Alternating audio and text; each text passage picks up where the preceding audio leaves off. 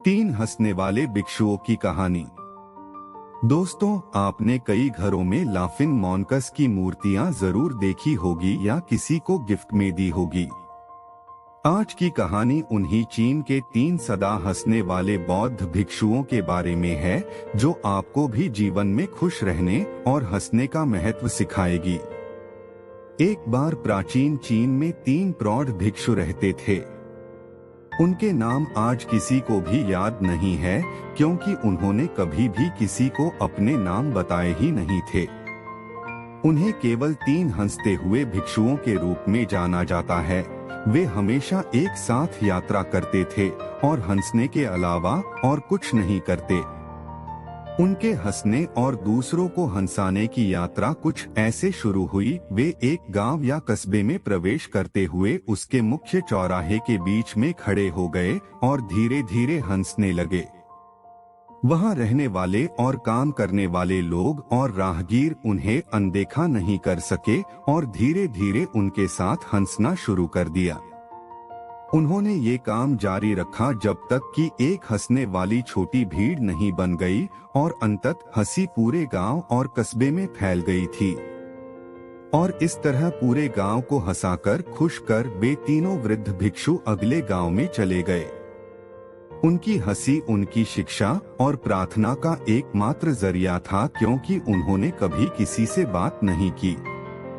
उन्होंने पूरे चीन में बस यही स्थिति पैदा की। वे लोगों से प्यार करते थे और उनका सम्मान करते थे। लोग ऐसे आध्यात्मिक शिक्षकों को पहले या बाद में कभी नहीं मिले थे।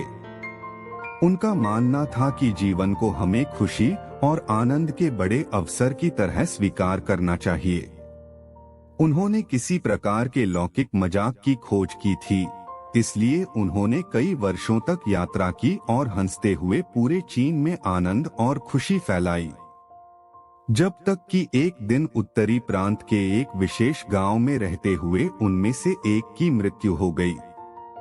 लोग चौंक गए थे और दूर दूर से भागते हुए आए थे, इस अलग से दिन के लिए खेतों को छोड़कर केवल अन्य दो भिक्षुओं की इस नाटकीय घटना पर प्रतिक्रिया देखने के लिए। सभी लोग उम्मीद कर रहे थे कि वे दुख दिखाएंगे या रोएंगे, और पूरा गांव उस स्थान पर आ गया जहां तीन भिक्षु थे, दो जीवित और एक मृत। सबके आश्चर्य के बीच शेष दो भिक्षु केवल जोर से हंस रहे थे। वे हंस रहे थे और हंसे ही जा रहे थे और रुकने का नाम नहीं ले रहे थे। कुछ लोग जो सहायता कर रहे थे उनके पास पहुंचे और उनसे पूछा कि वे ऐसा क्यों कर रहे हैं।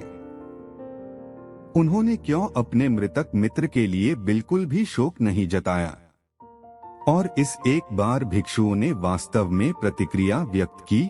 कल आपके गांव के रास्ते में उन्होंने शर्त लगाई थी कि हम में से जो भी भिक्षु अन्य दो से पहले मरेगा, बाकी के दो उसके लिए अपनी हंसी नहीं खोएंगे। उसने एक वसीयतनामा भी तैयार किया था, जिसमें मृतक को चिता पर डालने से पहले मृतकों को धोने और उनके कपड़े बदलने की परंपरा थी। लेकिन बूढ़े साधु ने स्पष्ट रूप से कहा था उस पर पुराने कपड़े छोड़ने के लिए, क्योंकि वह एक दिन के लिए कभी भी मैला नहीं हुआ था। उसने कहा था कि मैंने कभी भी इस दुनिया की किसी भी गंदगी को अपनी हंसी के माध्यम से मुझ तक नहीं पहुंचने दिया। उसकी वसीयत में कहा गया था कि बूढ़े भिक्षु के शरीर को उसके कपड़ों के साथ चिता पर रखा जाए। उसके अंतिम संस्कार के दौरान वही पुराने कपड़े उस मृत शरीर पर थे। और जैसे ही आग जली और उसके कपड़ों को जलाना शुरू किया, हर कोई हैरान रह गया कि अचानक 100 रंगों की आतिशबाजी ऊपर और नीचे और सभी दिशाओं में फटने लगी, और आखिरकार वहां जमा हुए लोग भी उसकी हंसी में शामिल हो गए। शायद एकमात्र कारण है कि हम इस धरती पर हैं, ताकि हम हंस सकें और खुश हो सकें और कभी भी आनंद और हंसी का अनुभव करना बंद न करें। अगली बार जब आप किसी समस्या का सामना करें तो आईने में देखें और बस समस्या को हंसकर दूर कर दें, क्योंकि आपकी खुशी ही आपको जीवित बनाती है।